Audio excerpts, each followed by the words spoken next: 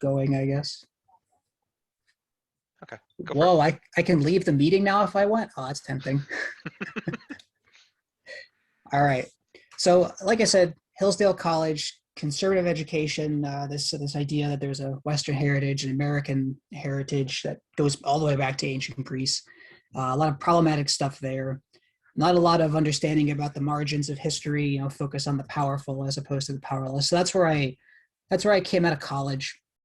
After college, I discovered the works of these two people. So this is when he's a lot older, Will Durant, and then him with his wife, Ariel Durant. And they wrote a gigantic honker of a series called The Story of Civilization, which I think they wrote from like 1935 to 1975 or thereabouts. And so it was originally supposed to be like 4 or 5 volumes, going through Asia and European civilization up through the present day. Now, obviously, the European half of it kept getting larger and larger as they kept getting more interested in stuff. And then they stopped with Napoleon because they died. But I was pretty struck by this series of works. It's obviously got its limitations. It's very Eurocentric, although they do spend 800 pages at the beginning talking about Asia. The other 5,000 pages is all Europe. But they had this idea of integral history, right? Should be written, it's not just about specific topics, the military history, a political history, economic history. Try and write things collaterally, synthetically, trying to portray each period in what they called its total complex of culture, institutions, adventures, ways. And that's not exactly what I did here, but that was kind of in the back of my head, trying to piece things together, into a more coherent tapestry, as opposed to artificially slicing something up and out and divorcing it from its context, right? When you write a work of philosophy, you're living in a specific culture, in a specific, economic mode of production, around other specific countries that are going to have an influence on you and that kind of thing. So I appreciated their work for that perspective, if for nothing else. And you can see that in Marx as well. Marx focuses on class, but later Marxists definitely emphasize the fact that all this stuff is kind of holistic, and so class is one factor among several, with varying degrees of importance. So that was a pretty formative book here. So that's background. Why bother with history at all, right? So Hillsdale College, their Department of History, talking about an identity, a sense of purpose, a remembered past, a heritage that's always shaping, enabling, and limiting freedom, our freedom of action. This is kind of a funny thing for a conservative institution to say, because they're always talking about the freedom of individual choice. But when you ask the people at the history department, at least, they will admit that history has an influence on the present and therefore the future, and what you're able to do, the choices that you have in front of you, which echoes, oddly enough, Karl Marx, who very famously said, we make history, but not as we please, right? We're not acting under self-selected circumstances, but what's already existing, transmitted from the past. The tradition of all dead men, all dead generations, weighs like a nightmare on the brains of the living. Very famous phrase from Marx. But the sense of what they're saying is very similar. You study history to understand the present and hopefully be able to plan for the future a little better, or try and shape it to your liking. So I'm not studying history because it's trivia or because I like individual facts and dates and that kind of thing. I study history because I want to try and understand how we got to where we currently are. And I don't think you can do that without context, which is what history is supposed to provide. So a couple of images showing up here about the piece of American history that is most important, I think, or at least up there, chattel slavery, right? That's something that a legacy that we continue to deal with. So this first image it's a sketch, obviously, but it's based on a photograph from like 1860 in Louisiana. Obviously, it's a slave having taken the beatings of that institution, right? He's the legacy of that institution. 100 years later in Gainesville, Pennsylvania, another Black man was being experimented upon in a prison by a dermatologist in the 1960s, 1963. So, but you can see that this legacy persists, right? This is less than 100 years ago, Gainesville prison was a thing. I think it's a book called Acres of Skin talks about that. It was a series of experiments that went on for like years and years on this prison population of, very marginalized African Americans. So that's a reminder to me of why this stuff is important. If you try and forget that slavery happened, or, well, that's ancient history, let's not. This stuff keeps going. So why history? Why this particular book? Well, as I'm sure with many of you, it's the 2016 election, right? This roller coaster of emotions. Of course, Hillary Clinton is going to win. That's obvious. Why even bother thinking about it? Trump is a buffoon. He could never get into office, right? You have this sense of confidence, very smug about the what's going to happen. And then you're a little surprised to wait a second. These returns aren't going quite the way I thought.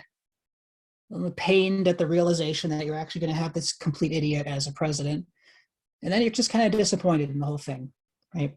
So this roller coaster of emotions got me to ask, how did this happen? And so my first thought was, well, we just had 8 years of President Obama.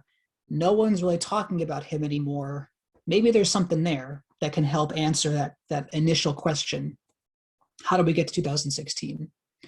And then as I began to research, first with the war on terror and then kind of moving forward into other subjects, I realized how much I didn't know, how much I was never taught, and then therefore how there might be a need for a contemporary history of Obama that also includes a lot of that historical context.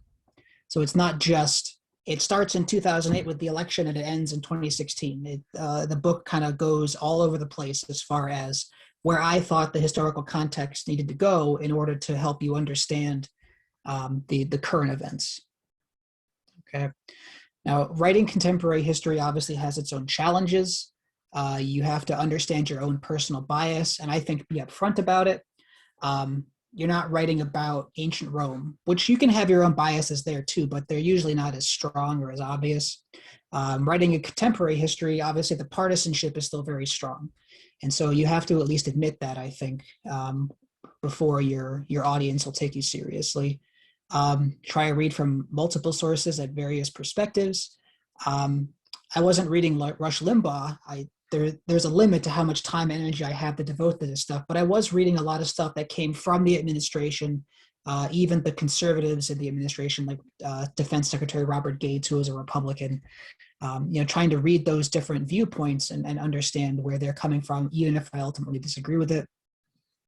Recognizing that other viewpoints can be valid if you take their assumptions as given. So Obama has a valid and rational viewpoint if I take whatever his assumptions are at face value. Now, obviously, as I did more research, I came to realize that many of his assumptions didn't hold up. But that was only after I took the time to understand his original position and then kind of backtrace how he got there and what he was assuming. And then just admitting that more than most historical judgments, yours is especially provisional and subject to change. 10 years from now, there might be more evidence that comes forward, more archival stuff that comes forward or whatever, that it might not destroy my basic thesis, but details will shift at the very least. And so, I didn't set out to write an authoritative account necessarily that will stand the test of 1,000 years. I think it's well researched and I think it's largely correct, but that doesn't mean that future historical research isn't going to try and improve upon what I've already done. This is a first attempt kind of thing. So part 2, the book itself, the actual meat and potatoes here, right? So we'll get to the quote here in a second, but he was our man in Washington. So I guess the first question that I might ask when I see this book on the shelf is whose man, who is our in this sentence? And if the Facebook comments I've been getting on my book are any indication, it's a pretty popular idea that he was Citigroup's man, or he was Bank of America's man, or what have you. So we'll have to see if that actually holds up. But that seems to be what people think about Obama when they hear this phrase, at least among the 50 and up crowd that still is on Facebook. So the thesis of the book is pretty straightforward. Obama is a neoliberal. He's not a socialist like conservatives like to claim. He's not a New Deal progressive, as sometimes his campaign rhetoric made him out to be. He is a neoliberal. And in case anyone doesn't know, but simply, neoliberals want to change as much of the world as they can into a marketplace where there are goods and services that are exchanged for money. They want to try and marketize reality to the best of their ability. They think that markets are more or less self-regulating. They can get to some kind of equilibrium. And from there, you just leave them alone and they'll do their thing, and it'll be an efficient distribution of resources. Okay. So I divide the book into 6 chapters. Chapter 1 is the War on Terror, in which the theme of that is basically imperialism. Chapter 2, the financial crisis and the Great Recession, which is basically markets and austerity, how to get the markets to work properly, and then how to cut government programs so that you can get the dead hand of the public sector out of the market. A case study of that effort was the attempt to keep the healthcare sector private as much as possible with the Affordable Care Act. Chapter 4 covers marginal groups, African Americans, trans people, and the struggle for gay rights. Those are the 3 things that I felt were the most important marginal struggles of the Obama years. And really the theme there is a maintenance of the status quo, more or less. Obviously there was some change. Gay people can now legally get married in the United States. But then the question becomes, how fundamental is that change really? And how does it compare with the overall state of affairs? Was there a fundamental change? Yes, no, or something else. Chapter 5 covers climate change. So what's called extractivism, this idea that you can go pretty much anywhere you want in the world and extract resources. So looking at how Obama basically failed to stem the tide of that effort by big business to strip the world of its resources. So he talked a lot of good talk on climate change, but also fossil fuel industries boomed under his administration. My argument is that those 2 things are incompatible. You can't have a healthy fossil fuel industry and a healthy planet. Obama tried to have both, and I think he ended up having to side with one over the other. The final chapter talks about extractivism specifically in terms of how it affects indigenous Americans. So specifically the DAPL pipeline and the Keystone XL pipeline struggles. So this is imperialism through the lens of colonialism and how that legacy, just like slavery, has never actually gone away. As much as we like to pretend that the Indian Wars ended in 1890 with the battle, quote unquote battle, really a massacre at Wounded Knee, that has kept on going and kept on going into the present day. We're not going to cover all this in tonight's talk because that would be insanity. It's like a 6-hour thing, but I will focus on chapters 1 and 2 in particular. So the War on Terror, and then the financial crisis and the Great Recession. Do you want to stop for questions now, or should I just keep going? I would say keep going, for sure. Okay. So the War on Terror. So when I started researching this, I was focusing on, George W. Bush, 2003 and up, the last 15 years. But what I realized was this really started right after World War II. And you can argue going back further with how the Middle East is organized after World War I, that kind of stuff, but you have to draw the line somewhere. So with the United States, World War II was kind of a pivotal moment for us as far as foreign policy goes, because after World War II, we found ourselves, quote unquote, thrust upon the world stage. Now, we were actually happy to be there, or at least our leaders were happy to be there, but we were undisputed champions of the world. We're the only country that came out of things like substantially better at the end of World War II materially. We hadn't been bombed or invaded or anything like that. We were incredibly powerful, and our leaders were very interested in remaking things to their as they saw fit. And so what that ended up was an anti-communist crusade, with the Berlin airlift, the Korean War, our interventions in Latin America, and that kind of thing. The development of what's often referred to now as a pintalist empire, an empire of points. So you don't have large swaths of territory like empires of old, but you have military bases all over the world, right? And then obviously, especially on the right, this is often talked about in almost messianic terms. And in that way, it's an extension of manifest destiny from the 19th century. So the Middle East fits into this because, especially after Europe kind of receded from the scene after the Suez Crisis, when Egypt tried to nationalize the Suez Canal, and France and Britain were really pissed at that because they made a lot of money off of owning the Suez Canal. So there was a retreat of Europe. America enters the Middle East. They start arming Saudi Arabia. They start arming Israel. They start arming Iran.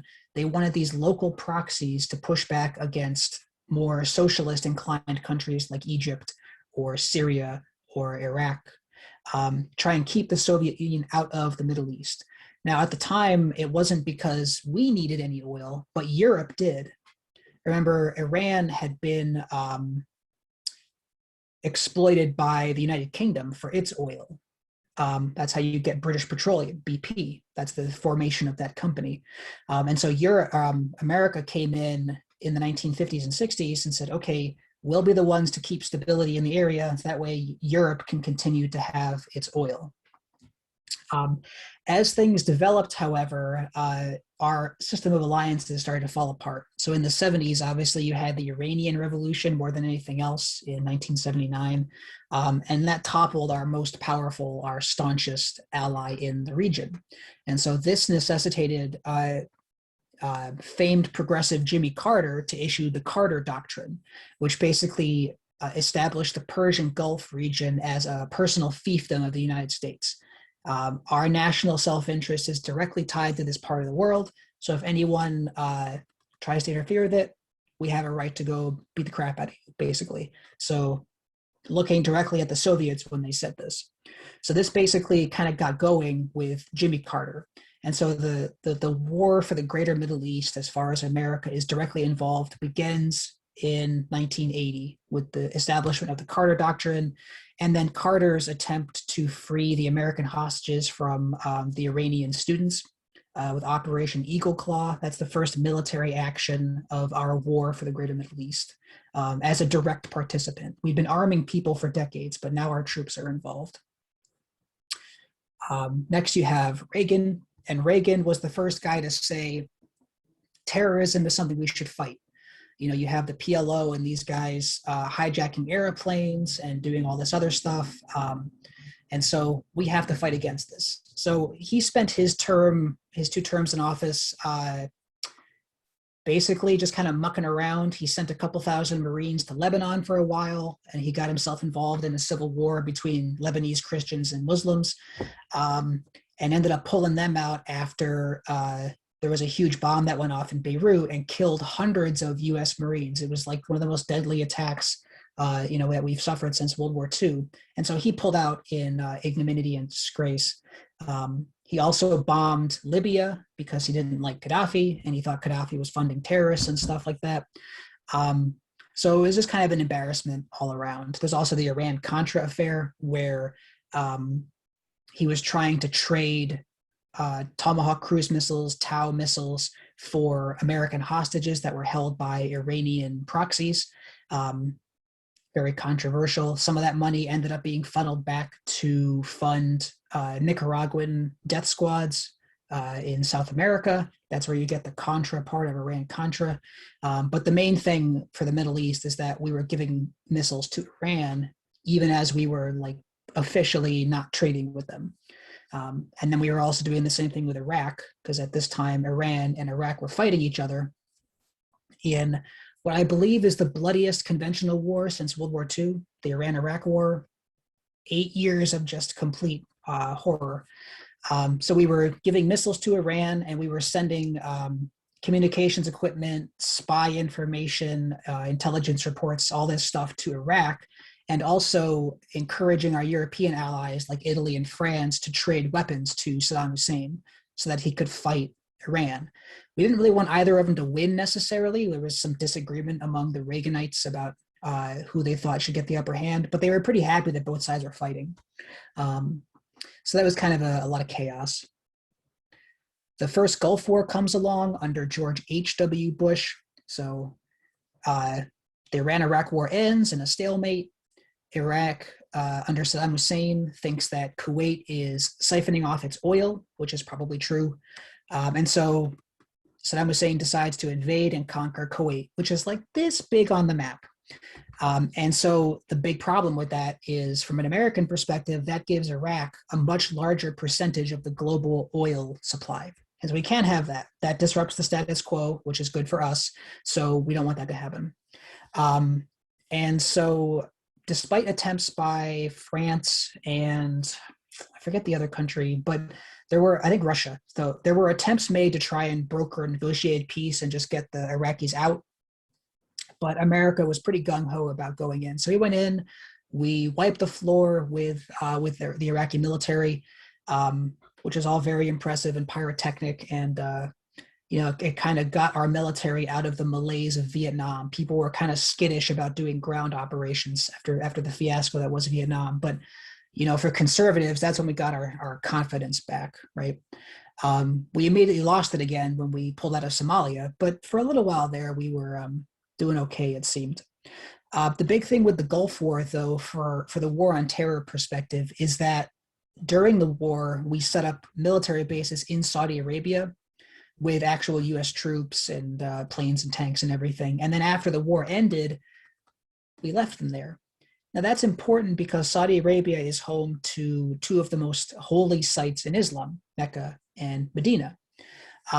So when you have all these armed infidels in your holy land, that's going to make people kind of pissy, rightfully so, I would think. And although the Saudi Arabian government had some misgivings, at the end of the day, they're kind of our guys. They're our vassals. So we're going to have disagreements with them here and there, but on the whole, they're going to do what we want. And we wanted to have a direct military presence. We also needed it because we had to keep bombing Iraq.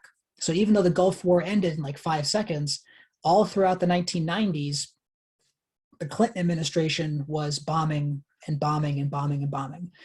We had these no-fly zones over different sectors of Iraq. So there were two main operations: Operation Provide Comfort, which flew 42,000 sorties, so missions, and then Operation Southern Launch, which had 150,000 sorties. And just to give an idea of how much this affected the Iraqi recovery from the war and also from the Iran-Iraq war, Iraq's per capita GDP, its gross domestic product, never rose above a fourth of its 1989 levels throughout the mid-1990s when these operations were in full swing. So this had a serious impact on Iraq's economic life and therefore, the lives that its people were living. So that's the Iraq that we ended up dealing with in our global war on terror. So obviously, Clinton leaves office, Bush comes in, and 9/11 happens, right? And most Americans, it's this out of complete nowhere event. As it turns out, this was not out of nowhere. It was a pretty rational response to a history, right? So first, we need to address terrorism as a weapon. So terrorism is usually defined as when a non-state actor uses violence for political ends. So it conveniently leaves out state-sponsored terrorism or state terrorism. If you define it like that, then the U.S. is terrorist, so we can't have that. So academically, usually terrorism is the study of non-state actors doing this stuff. It certainly is convenient. But it's worth pointing out immediately that terrorism is not unique to Islam. First of all, people sometimes say, well, not all Muslims are terrorists, but all terrorists are Muslims. That's not true at all. You have guerrilla fighters of all faiths doing these kinds of things, and you have conservatives doing these kinds of things, right? Most of these Muslims we would classify probably as a conservative group of people, very conservative in their beliefs and everything. While you have American conservatives that are Christian blowing up abortion clinics and killing abortion doctors, you have Jewish quote unquote terrorists or zealots, or whatever you want to call them, fighting against ancient Rome. You have the Thuggee in India, which were a very tight-knit religious cult fighting against the British back when the British had imperialism going on the Indian subcontinent. So this is not unique or particularly noteworthy that it's happening with Muslims as well. This is what people do when they can't fight a conventional war against someone. They're going to have a guerrilla campaign, a quote unquote terrorist campaign. And usually they're called terrorist campaigns when we don't like them and guerrilla campaigns when we do like them. It's just the power of language. So none of these Muslim groups are strong enough on a conventional level to face off against the United States. But they thought that terrorism could be effective for three primary reasons. The first is that the Iranian Revolution indicated that US proxies were not invincible. You could topple these regimes. Maybe you can't fight the US directly necessarily, but you could at least topple those regimes. Secondly, when Reagan withdrew Marines from Lebanon after the massive bombing in Beirut, that made an impression. They killed hundreds of American soldiers and then the Americans left. Well, okay, maybe we could try that again somewhere else, like maybe Saudi Arabia. The third was the USSR's defeat in Afghanistan.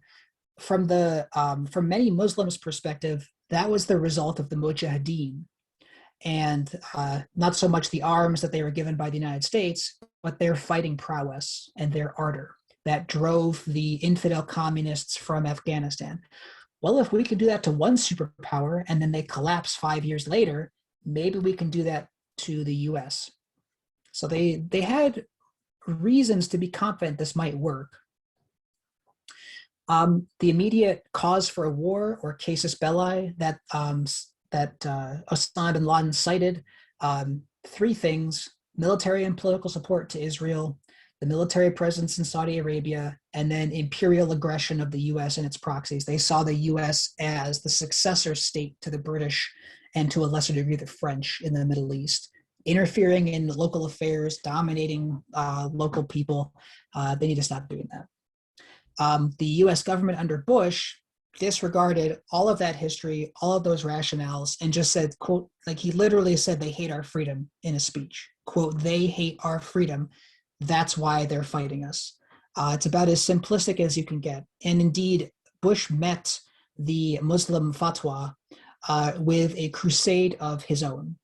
He characterized it as fascism versus freedom, which is hilarious because the whole movement of international jihad is a movement against nation states.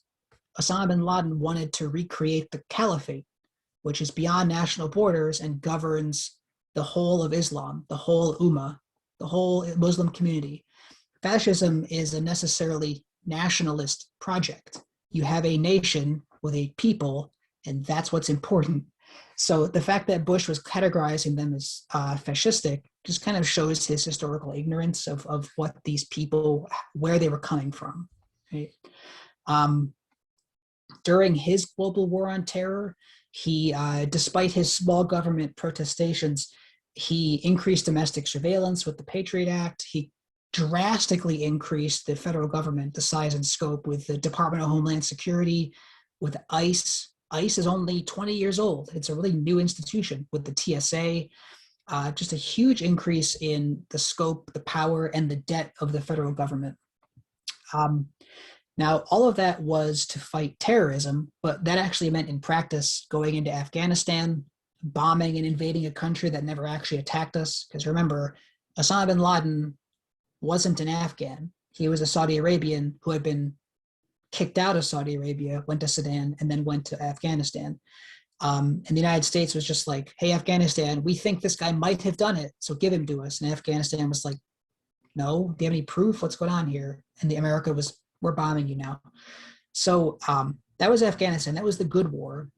The war that pretty much everyone thought in hindsight was a bad idea was Iraq. And so when Bush II invaded Afghanistan, he almost immediately looked to his advisors and said, okay, where are we going next? Are we going to Iraq? Because I think I want to go to Iraq. And obviously there are economic incentives there. it not controlling Iraqi oil for specifically American consumers, but if you have American corporations going in and harvesting that oil or controlling it in some way, that's obviously going to be good for business. On a political, kind of geopolitical stage, Bush had three reasons to go in.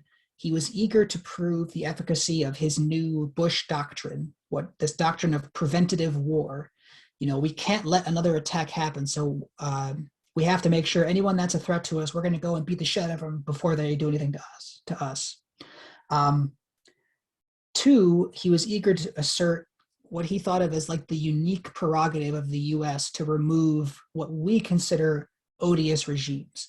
So if you're a government we don't like, well, we're top dogs. So we can get rid of you if we want to. If you don't play our game, just look out. You're going to have problems. So he wanted to try that out and make people think that was reality. And then the third, again, getting back to economics, he wanted to reverse the practice of what he saw as, or what his administration saw as, exempting the Muslim world from the neoliberal order, the facade of what I would call a facade, but what he would say is liberal democracy, free markets, human rights. So why is the Muslim world exempt from that? Let's bring them into the 21st century, kind of force progress upon them. Right? So that's the invasion of Iraq. This is the history that Obama inherited, going all the way back to Jimmy Carter. Persian Gulf is our personal interest. It's ours. We need to make sure that the oil flows in the way and in the quantities that we want it to. And then we have unique prerogatives to do what we think is right in these various countries, kind of regardless of what other people think. That's the kind of the Bush twist on it. Other presidents are more or less interested in allies and proxies and things like that. Bush didn't really give a shit about that. He was much more concerned about, this is what I want to do. I'm going to do it unilaterally. You're either with us or you're with the terrorists. So that was Bush's spin on it. So, of course, Obama succeeds this. Now, the main thing with Obama is that he never questioned the fact that the war on terror needed to be fought. He never questioned that. His job, as he saw it, was to legalize and stabilize Bush's endeavors, right? So Bush II comes in, takes the existing U.S. policy and makes a complete mess of it by invading Iraq and by torturing people against the Geneva Convention and all this stuff.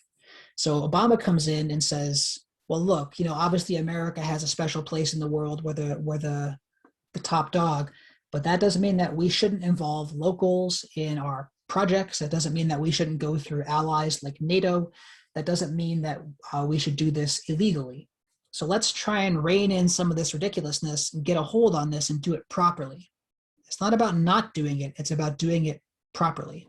So that's what Obama wanted.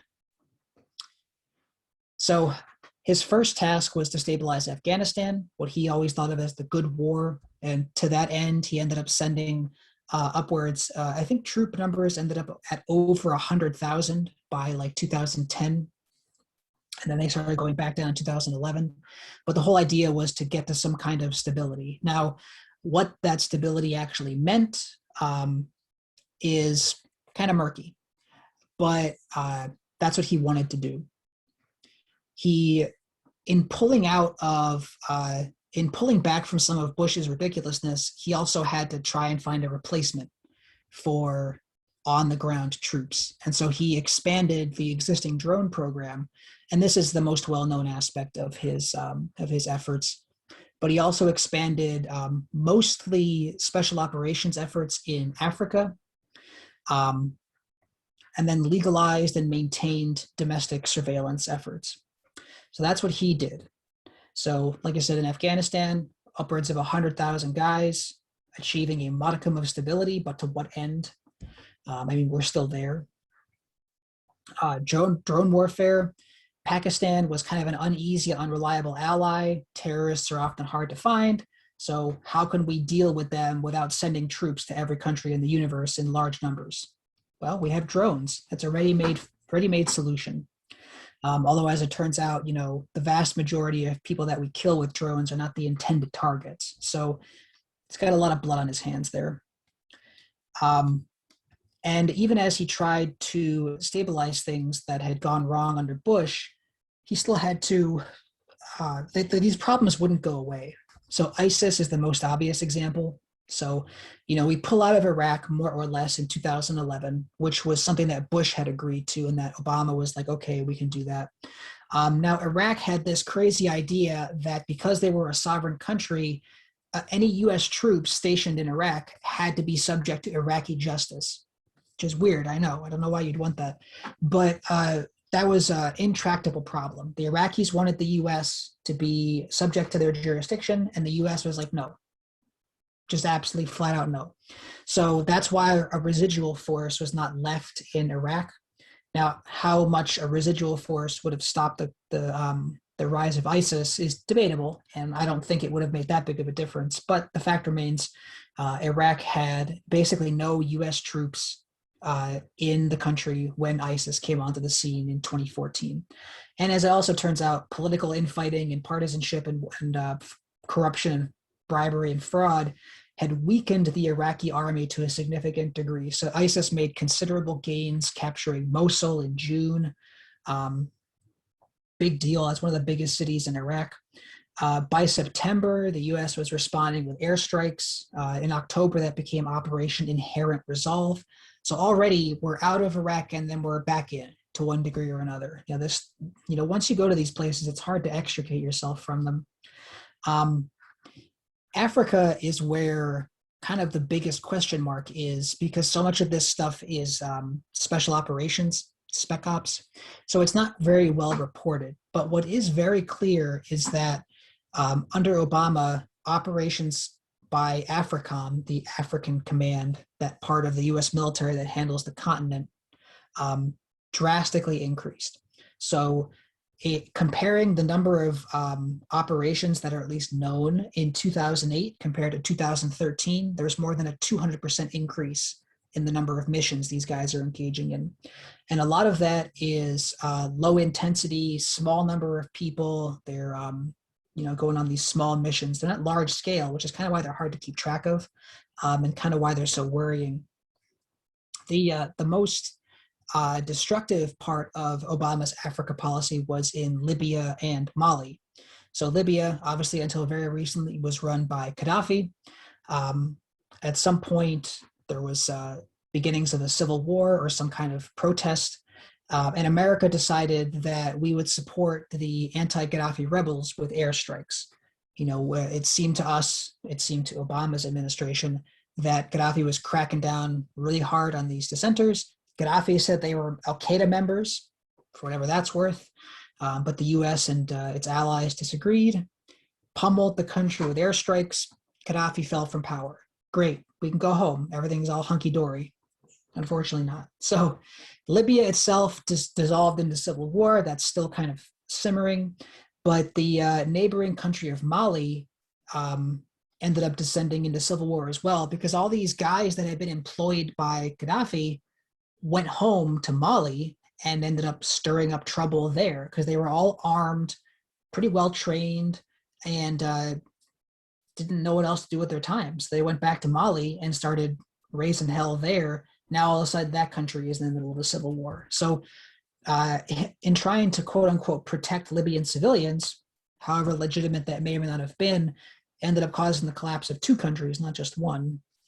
So that's Africa. A lot of unknowns there, but clearly a lot more activity than under his immediate predecessor, Bush.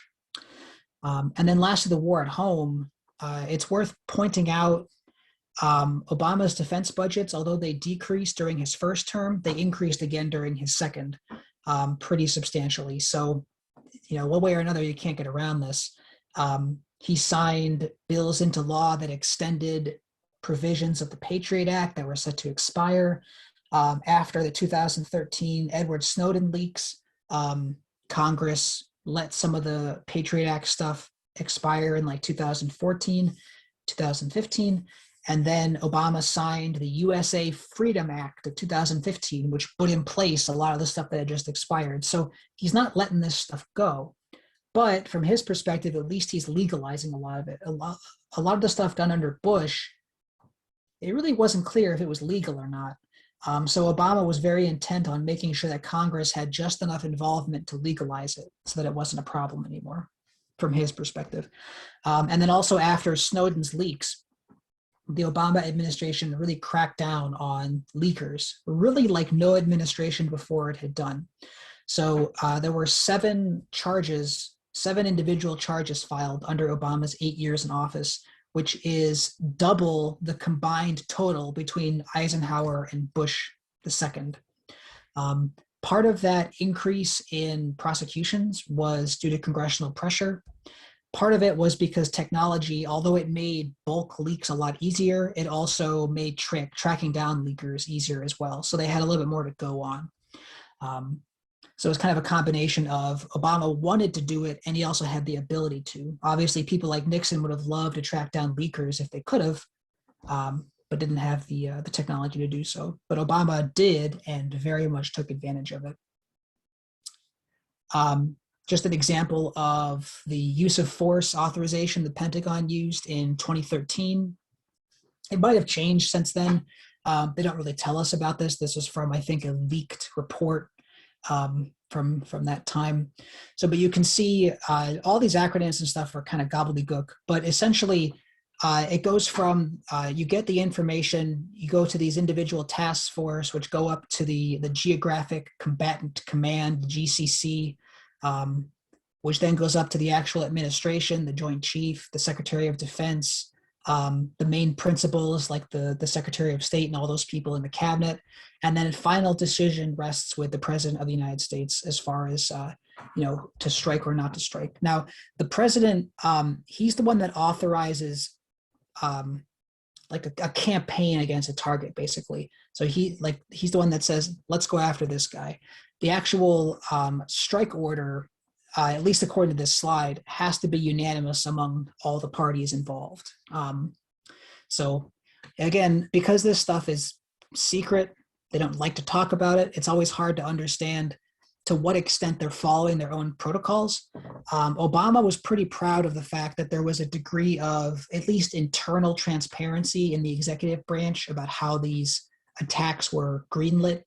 Of course, the problem is there were no outside agencies doing any kind of audits on what they were doing, and none of this stuff had the level of institutional strength that it would survive an oncoming administration. So when Trump comes in, it's entirely possible he threw all this crap out the window and was like, I'm just going to bomb whoever I want because who's going to stop me? So the kinds of things that Obama tried to do to limit this use of force or to keep it transparent, at least within the executive branch, very limited use and duration, unfortunately. And then the Pentagon, according to The Intercept, this newspaper, admits frankly that capturing terrorists is rare. And they hinted at the use of what they call signature strikes against unknown individuals exhibiting suspicious behavior.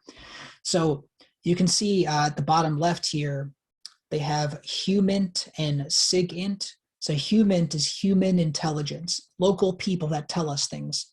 SIGINT is signals intelligence, like cell phone data we capture and things like that. Most of these places, we do not have human intelligence to rely on. So we have to rely on signal intelligence, which is one of the reasons why most of the people that we drone strike are not the intended targets, because signal intelligence is murky, it's hard to interpret, it's incomplete. And if all you're going on is suspicious behavior, I don't know, I feel like a lot of stuff looks suspicious from 1,000 miles in the sky. It's not very reliable. But so this is what Obama put in place to add to his inheritance from all the previous administrations going back to Jimmy Carter. It's not appreciably different. It's more of the same, just with different tactics, different emphasis. You know, we're not going to be as unilateral. We're gonna try and ask Pakistan if we can fly over their airspace more, or we're going to get the okay from Saudi Arabia or whatever. trying to use local proxies more. Let's give more weapons and more training to these African countries so they can fight terrorists like Boko Haram. We're not going to go invade Nigeria ourselves. Not going to go invade, Tanzania ourselves, but we're going to have these locals do it for us. So it's kind of going back to the mid 20th century idea. Let's give weapons to Iran so that they can be a balance against Iraq. Let's give weapons to Israel so they can be a balance against Syria. So Obama had that same idea, which is something he actually very much had in common with Nixon, of all people. Let's give weapons to the South Vietnamese and they can fight the North Vietnamese. Let's get our own troops out. So that was very much Obama's thing. So I don't think we have time to go into the Great Recession because I've droned on long enough about the war on terror. But again, that's basically Obama's war on terror right there. It's different tactics for the same general purpose. Maintaining U.S. dominance, maintaining U.S. empire, maintaining the war on terror. He never questioned that it was necessary to even fight that. And so, Bush's doctrine of preventative war just became Obama's responsibility to protect. Different words, same ultimate bloodshed. The end.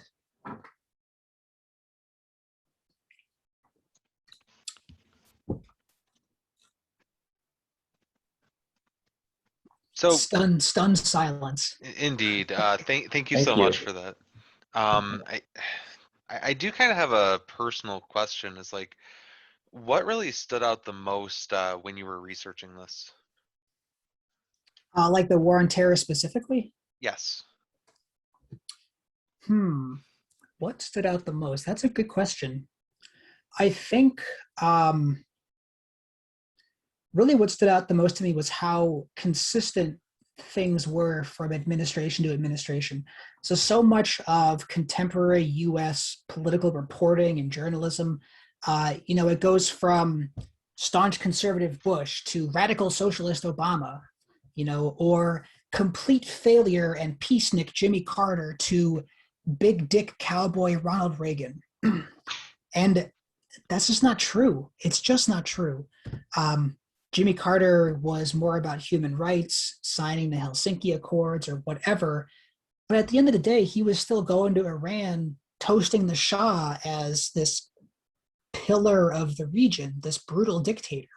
So, the details change a teeny bit here and there. The emphasis changes, the language changes, and maybe like the certain presidents, Jimmy Carter, maybe chief among them, they wanted to try and do more good, like things that I might consider better than, say, Reagan. But even with those eccentricities in mind, those idiosyncrasies in mind, the basic mission of the executive branch in the realm of foreign policy has not changed. That was kind of startling to me, coming at it from a hitherto, apolitical. You just get the sound bites of all this stuff. You kind of just absorb the zeitgeist about what these presidents are supposed to have been about, as opposed to actually reading about them. And especially come from a place like Hillsdale, Jimmy Carter is a weak nobody. Clinton was a philanderer, and we don't talk about the fact that he was very conservative economically. And then Obama was a socialist. And then whatever they say about Biden, Biden's a socialist too, I'm sure. Not true. Not true. I thought that was pretty startling. I was very taken aback by that.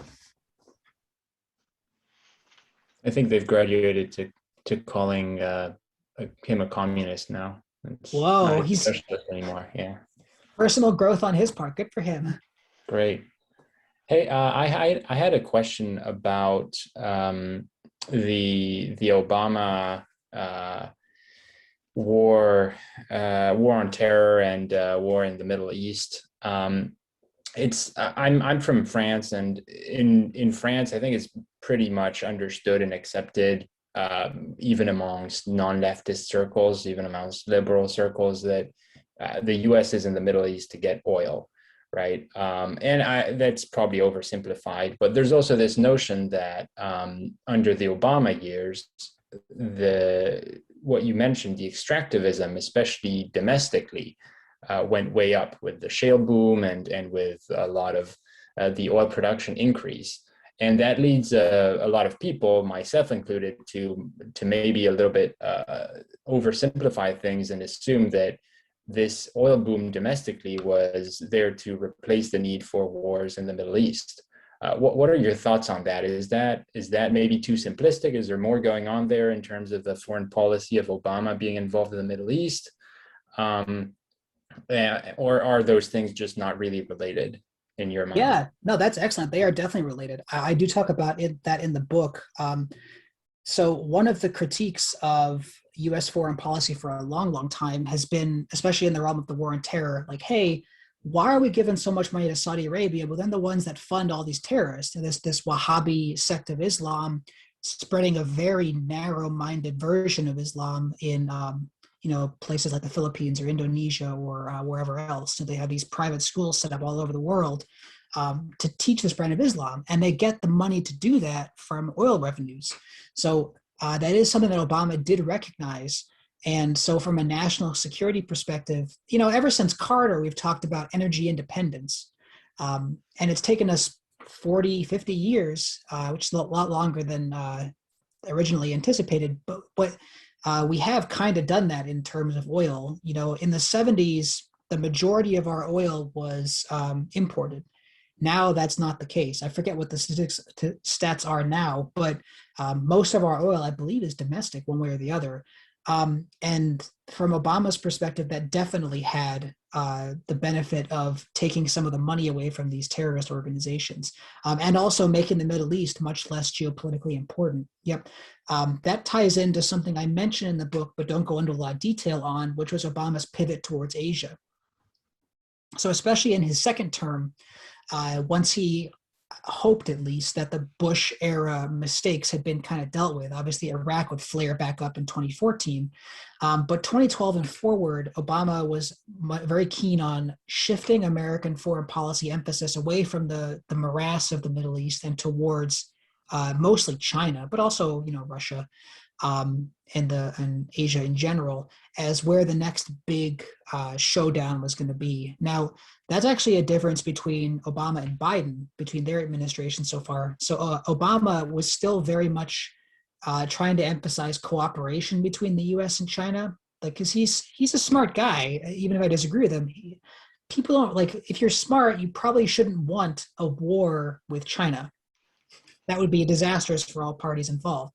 But so as much as possible, I think Obama wanted to look for ways to cooperate with China while also exerting more American influence in the region with allies like Japan or the Philippines, maybe India, although India is always kind of a wild card, to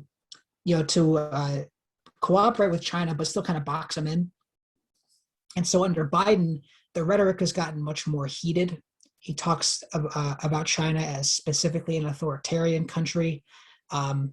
I guess he'd fit right in with intra-leftist conflict about China in that sense. But maybe he is a communist after all.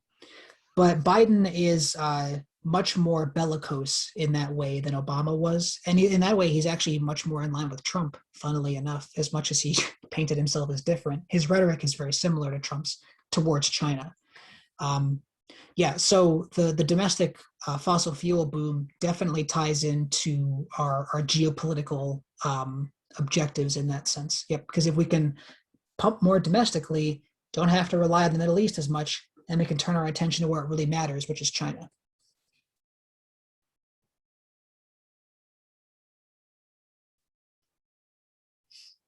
Thanks. Yeah. Hey, this is Dro. Can you hear me? Yep. So I'm curious, I don't know if you touched upon it, but how the kind of stance toward Latin America has changed. I mean, we're seeing left wave in a lot of Latin American countries. I think from the kind of collapse of the right-wing authoritarian dictatorships that were there previously. Do you believe there's going to be any shift in policy towards South America again with the kind of ramping up of the Cold War against China? It's entirely possible. I think that might depend on how much we think China is, quote unquote, interfering in Latin American politics. So if there's not or at least if they can't manufacture a connection between China and Latin America, it might be hard for them to do both. Because like it or not, from the State Department's perspective, whether they like it or not, I should say, we don't have the resources we once did. You know, the debt is piling up. They keep refusing to raise taxes, and I think it's getting harder to drum up people's energies for these kinds of things. You know, like the Cold War is long gone as far as many people are concerned. Obviously, not everyone. And then the war on terror, like some people are still gung ho about it, but a lot of people are real tired of it at this point, and it doesn't really elicit those kinds of fears that the U.S. government can then use to do these kinds of things, to cut domestic programs and fund more military stuff. So, but it's possible that they'll be able to pull that off. I do wonder though if the U.S. government has to pick and choose. So they might try and do some stuff in Latin America, like maybe more of that. Under Trump, you had that quote unquote coup in Venezuela that was like 6 guys and a piece of duct tape or something. So you might have those kinds of really laughable efforts if we're not able to do both. But if they can drum up enough fear, then they could certainly, if they can connect China with Latin America, that might not bode well for the South American left for sure. But that depends, I think, on how many resources that Biden or whoever else can push towards that. Because I think so much of the emphasis right now, as much as he wants to talk about China, it seems to me like most people don't give a shit. They want to talk about healthcare or they want to talk about infrastructure, like all these domestic things that our leaders don't like talking about. They like talking about foreign policy stuff because it's safe and it's far away. You know, dropping bombs is easier than building roads. You know, so we'll see. I hope we don't go there because we've interfered with South America, I think, way too much. I don't talk about it in the book, but that's a legacy of Obama's that Biden is now kind of having to reckon with, just in terms of immigration. You know, Obama deported millions and millions and millions of people, more than he had a more efficient deportation apparatus than Trump did, oddly enough. So even though he might not necessarily have been directly interfering with Latin America, I don't remember reading much about him trying to topple a particular regime. It probably happened at least once, but I can't think of an example. But he did still try and, you know, keep those unwashed masses out of the country as much as he could. So I hope that kind of answers your question a little bit.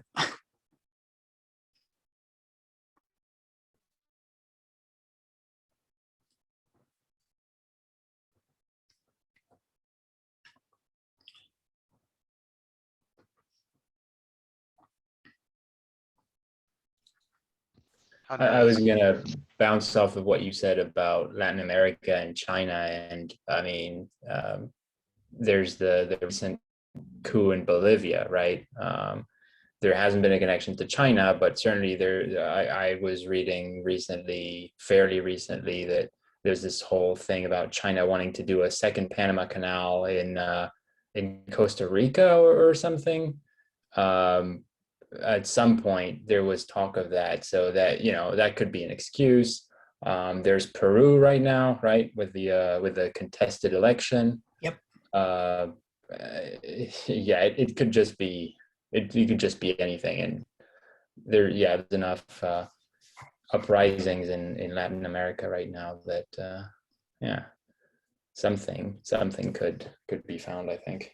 Yeah, my big question is just, you know, are they going to be able to marshal the resources to both pivot towards Asia and also contain communism in Latin America? Because I don't know, I just get the sense that our government's kind of creaking along at this point, and they keep voting for these large defense budgets, but these budgets are disappearing, you know, like more and more into people's pockets. You know, I think it's getting like a more and more corrupt process as it goes forward. So the disadvantage of that from a on the ground perspective is like the more money that goes into the CEO's pockets, the less money is actually spent on things you want to defend your empire. So I do wonder how much longer America can project so much power in so many different places. You know?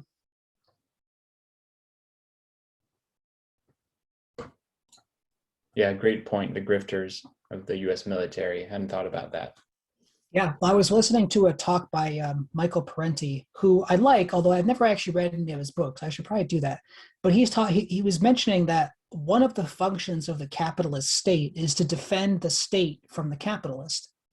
So there's a recognition that capitalists are very rapacious and they can go too far. And so it's the job of the state, one of the jobs of the state, to rein that in enough so that you can still be rich and on top without carrying on too much. And I think the US state is failing in that regard. And the capitalist class is kind of digging their own graves. Hopefully, we'll have something better when they're gone, but it might just be more capitalists. Who knows? Um, but either way, they seem to be the government seems to be kind of getting worse and worse at keeping things in a way that will allow for billionaires to continue the way they've been doing. So as they fail at that fundamental job, it makes the job of maintain the empire that much harder. Because like in Iraq, for example, like billions and billions and billions of dollars just disappeared. We were spending $200 billion a year or whatever it was in the country, but a huge chunk of that was just unaccounted for apparently. And so when you have that kind of waste and graft and corruption, like it's obviously not going to build more tanks. So at some point, you have diminishing returns as far as what your empire is able to muster militarily. It's like the Romans had the same problem with, as their equipment got worse over time and they were more reliant on foreign mercenaries and their martial ardor was getting less and less. And the barbarians are at the gates and they're not able to do that much against it. Like this internal corruption, it makes you much more susceptible to external threats.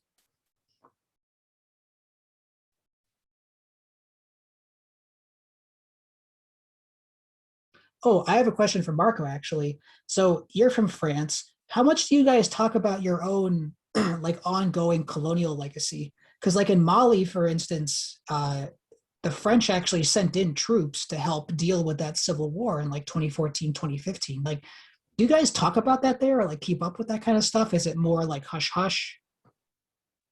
Oh, wow, great question. uh, okay, for me there's several parts to that answer. I think Mali specifically, I hear some things about in the news, things like that. I have to say I'm not super well connected, and I left France 6 years ago, 5, 6 years ago. Um, and I wasn't really a leftist. I was more of a progressive-ish, but not really anti-capitalist. So it's there. I don't have very good radical sources in France still today. Um, so learning about some of the interventions in Mali, yes, on the surface, yeah, awareness that there's stuff happening there, but and that occasionally you hear in the news that some French soldiers are killed there. But that's about the extent of it. If you go one level deeper as to what we are taught in school, colonialism is, I think there was even a law a few years ago in France that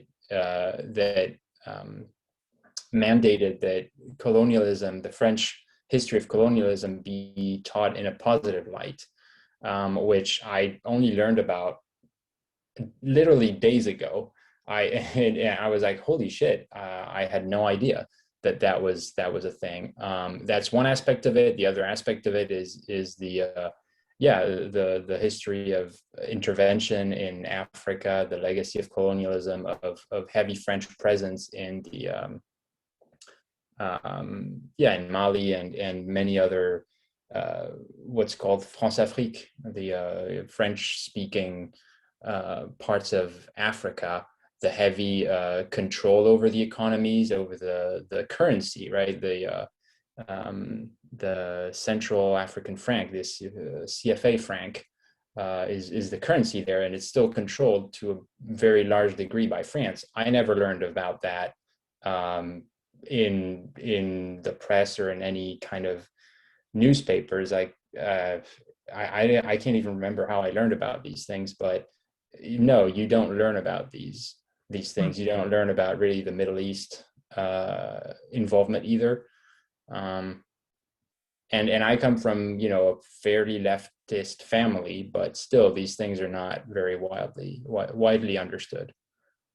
Yeah, and that's been my experience with America as well. Like, my dad's a doctor. I come from a relatively well-educated kind of family. Like, and almost all of this stuff was like incredibly like surprising to me. Like, really, we did that? We were there. We were doing this? What? Huh? So, yeah, I can sympathize.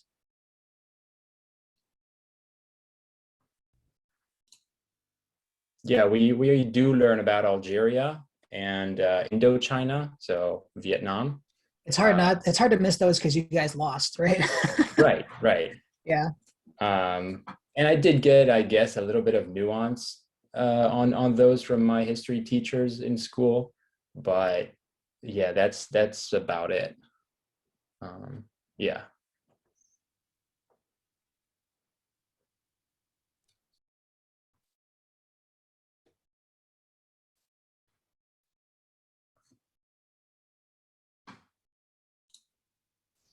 We do get a little bit more nuance about the US too, though, that, it's not like, Yeah. oh, the US is so great and all that stuff. We do get quite a fair bit of, the US trying to do their thing, and I guess you do hear the word imperialism occasionally thrown, around, not always in leftist circles. Even in school, I was in school during the whole war in Iraq and France pulling out or not supporting, and the whole French fries becoming freedom fries thing, which was like, living in France at the time was like, oh my God, are you really that childish? American We were, yep. conservatives, holy Yep. crap. Yep. Yeah, you do learn about those things a little bit, but I mean, I guess when now I hear that people argue that Americans have some of the most effective propaganda anywhere, in terms of how people are indoctrinated, and I see it here, living here. That doesn't surprise me as much, because there are some hints of that in what I learn about the US, as in school, even in school, and like regular education, seeing a lot of the stories and the military interventions and how those are justified. Looking at that from an outside perspective, I kind of understand how that, yeah, it makes sense, basically. Gotcha.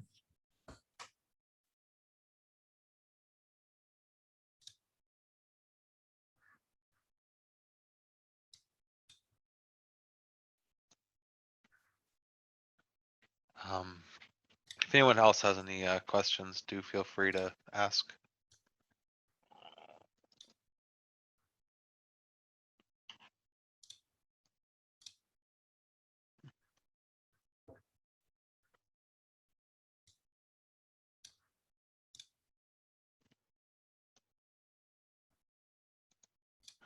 Seems like a no. Yeah. Well, thank you so much for doing this. Yeah, sure, no problem. I should be I able to liked send you a pontificating. recording. Yeah, I should be able to send you a recording of this pretty soon. So, Yeah, and the other topics that we didn't touch on, those are also very interesting. So I'll try to take a look at the book, and I don't know if there could be some other session that we could do with the GDC on a similar or related topic that you would be interested in talking about. Maybe we could try to drive up attendance a little bit if we've got the Facebook event posted. Yeah, for sure. I'd be happy to come back. I mean, obviously, like more people the merrier, but it is also nice to have like a more, laid back thing as well. So I'm good for either large audience or small. I just like hearing myself talk. fair. Do you I mean, use if y'all want to keep going. yeah. Do you use the phrase "Thanks, Obama" a lot or no? Not as much as I probably should. I mean, it's an old joke at this point, right? It's like a rage comic meme. It's kind of played itself out. I think. Fair. You gotta wait for the next, not the next generation, but the next, where they'll think it's like retro and cool. Fair enough. Marco, if you wanted to like run the next one, because I'm obviously very bad at advertising things and getting a checklist done for theories, just let me know. And if you wanted to do like another chapter, we could. Yeah, that'd be great. I'll raise it at yeah, with the theory group as well, and we'll figure that. All right, cool.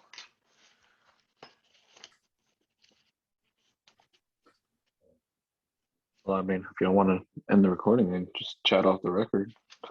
Yeah, sounds good. I'm Let me down. end that right now. I can tell you what I really think. Yeah, for sure.